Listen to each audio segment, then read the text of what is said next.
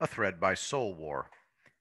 President Trump has positioned himself perfectly for what Thomas Wichter has called a kill shot.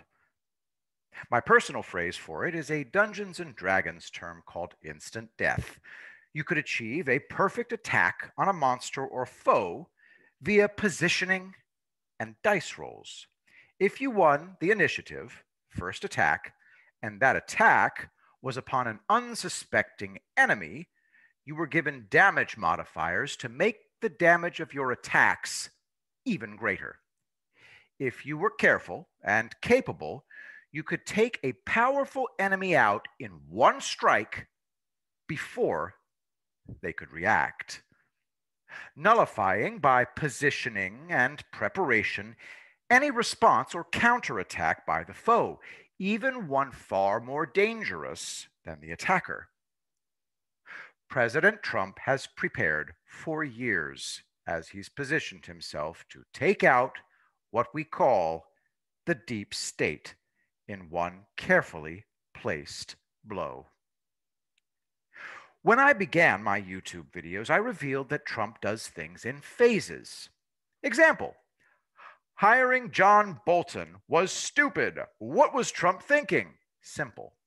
He was using Bolton as cover to placate the warmongers until he could reveal the Abraham Accords. Bye-bye, Bolton. We had a war machine in place in DC that was sparking our endless wars. And for all Trump's talk about ending them, the machine was confident it was only going to be talk. Those running DC have a lot invested in war and conflict. Well, Trump's not in the conflict business. He's a builder. So Trump used Bolton's hire to trick everyone, foe and friend, as he made changes under the table that no one saw, as he and his agents, like Jared Kushner, paved the way for a real and lasting peace in the Middle East, as his own generals lied to him. Well, where is Bolton now? In hot water. So long, warmonger. When Trump didn't need Bolton any longer, he discarded him. When Bolton realized what Trump was doing, he lost his shit and is now doing everything he can to protect the machine. He's going to pay a huge price for not accepting an end to the endless wars. Imagine being angry peace is happening in the Middle East. They can't make their blood money off peace. Actually, if they invest correctly, they can make much more money off of peace. This was an ego thing. The machine loves war and is not rational. So Trump feels no remorse for any of them. The generals not only ignored the President of the United States regarding withdrawal from Syria, they lied to him about it. Goodbye, generals. The vile mainstream media is now casting withdrawal from Syria and Afghanistan as a reckless act driven by Trump's ego. And now he's getting rid of them too and preparing for the next phase of U.S. military operations. Asymmetrical warfare. Esper is out and Miller is in. Miller was one of the horse soldiers depicted in the movie 12 Strong. Mattis, Kelly, all of them were cover for Trump. Their presence in D.C. and at the Pentagon reassured the machine that although Trump was mucking things up for them now, there was no need for drastic measures as he would, they hoped, soon be gone. Russia hoax, then impeachment were floated as possibilities. So they waited. While the bureaucracy dithered and schemed, Trump was not idle. He made moves and changes that many didn't catch. Positioning. Imagine trying to set up this devastating strike to the deep state, as many of your own staff are deep state. The election was the end game. The Democrats are toast. President Trump prepared for November 3rd, 2020 for 4 years. The machine congratulated itself, thinking their bosses, the deep state, had won, and now everything would get back to normal. The road to serfdom, back on track, as we are too dangerous to be allowed freedom. That's right. Free thinking, speaking, and acting as Americans are seen as a threat in D.C. Now, why the hell would that be? We're a republic, a representative government. Our representatives, chosen from among us, from the people by our votes, see us as a threat. How could that be possible? I'm showing you pictures of how they became corrupted by money and power. This darkened their intentions toward us. As avarice and greed took over, foreign influence did the rest. Our State Department has been actively working against the American people for over 60 years. As their corruption grew, their perception of us changed accordingly. If you're a thief and worse in a town, how do you view the townsfolk? Yup. Do you see it yet? Our inevitable serfdom was to protect them from us. The road to that serfdom was indoctrination via the media.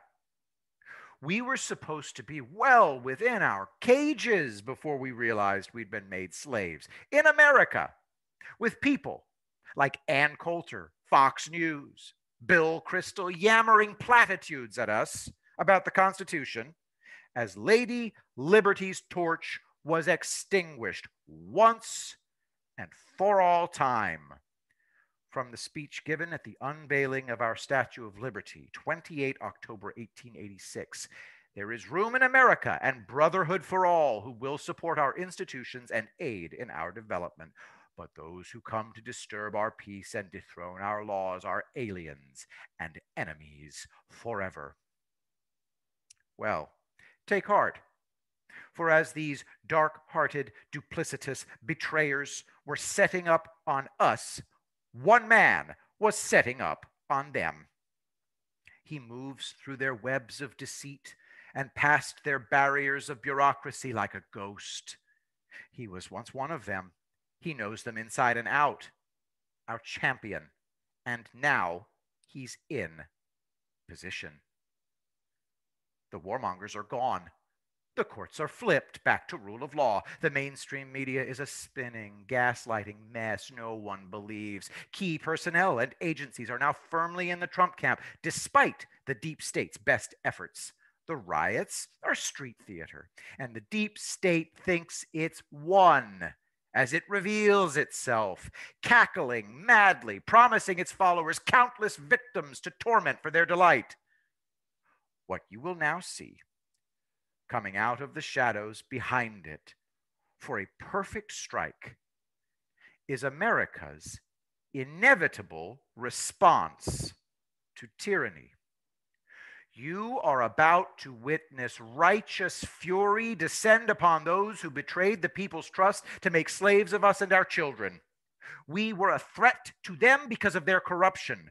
We were to wallow in the cesspools they created and as they abused and robbed us blind, all while complaining about the rich man's burden of having to lord over our filthy inadequacy.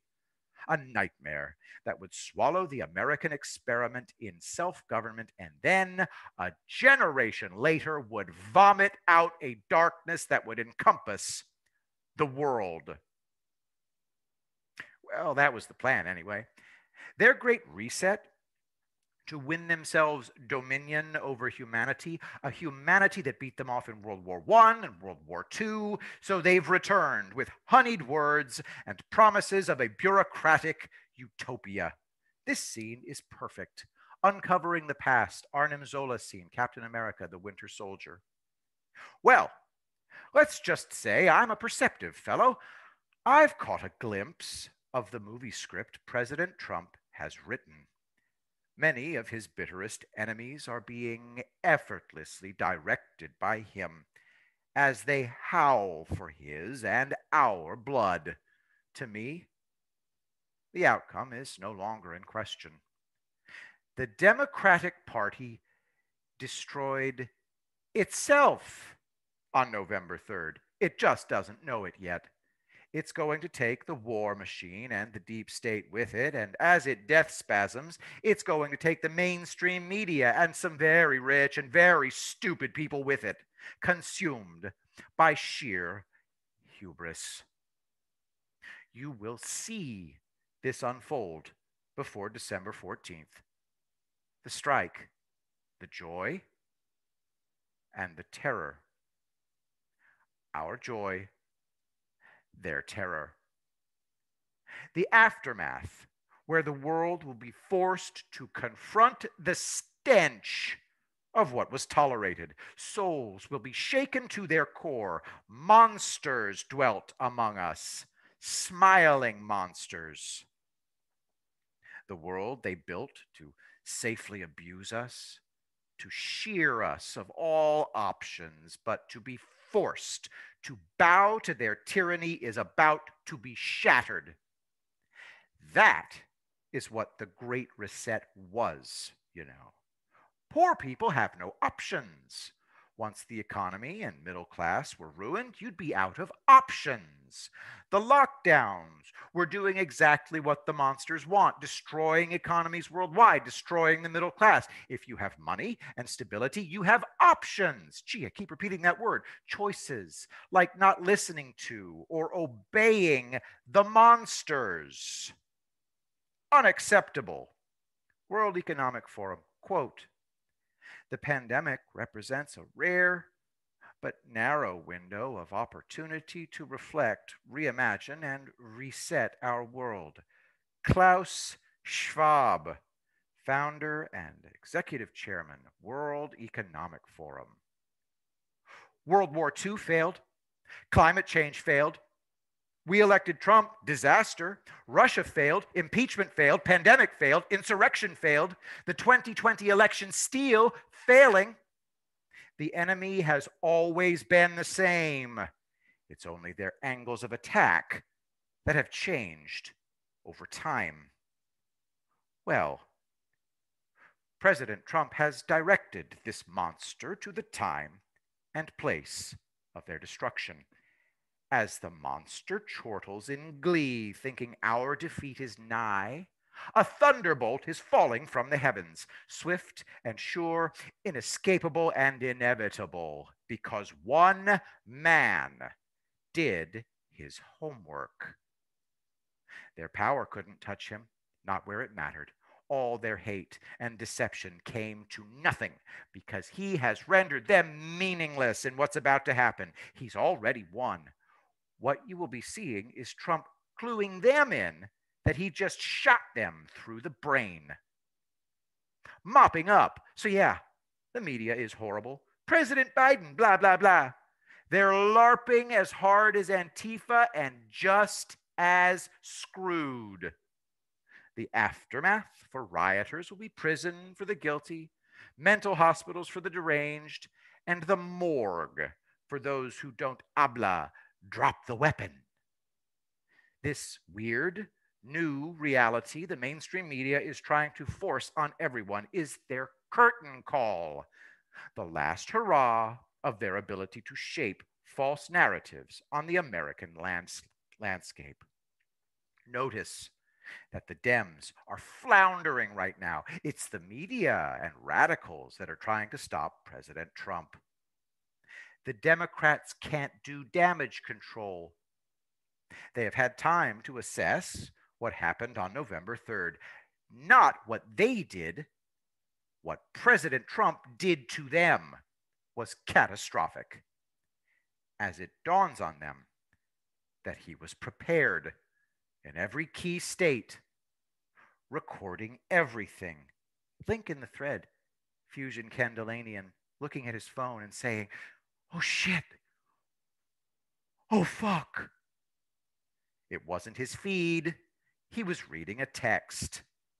Sheer terror as they realize they are now in Trump's trap, and he can initiate it any time he wants.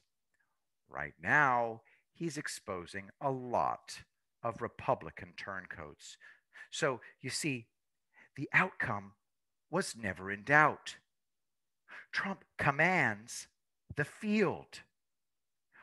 When he decides that it's time, he will strike.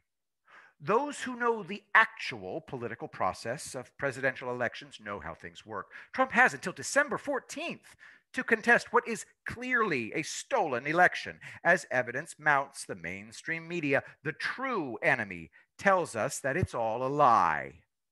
President Trump is about to hammer them to pieces. When he's declared the winner, it will break their power beyond recall. The millions enthralled to them will be enraged as their lies are laid bare. It was the only way, really.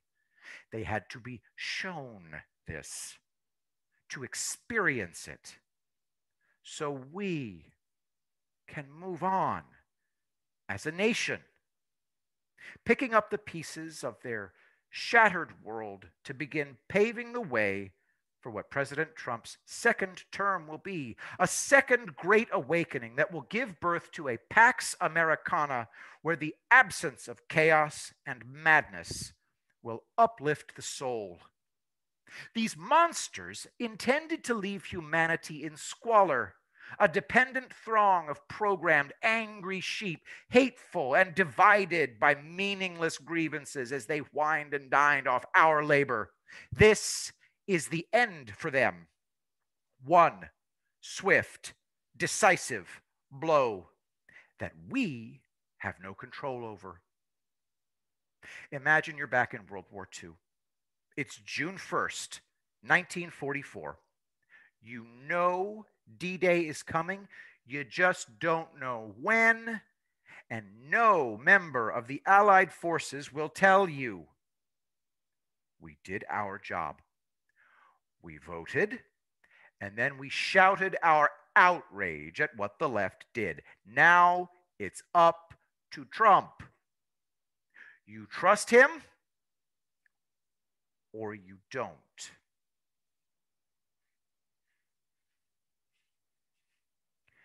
As Brendan Dilley said during his show yesterday, we are about to find out whether legends still exist in America or if we've been lied to all this time. He said it all right here. Thank you, Dilley. And now we wait.